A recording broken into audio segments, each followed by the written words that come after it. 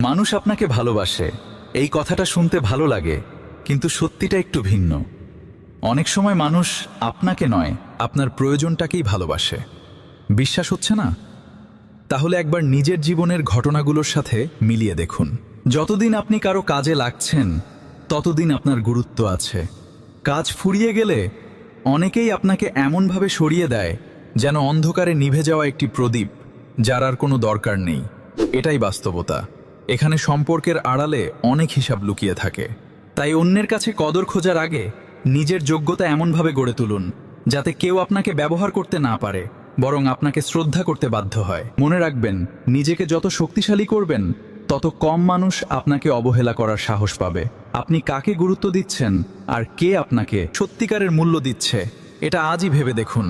নিজেকে এমন জায়গায় নিয়ে যান যেখানে আপনার উপস্থিতি কেউ অবহেলা করতে না পারে।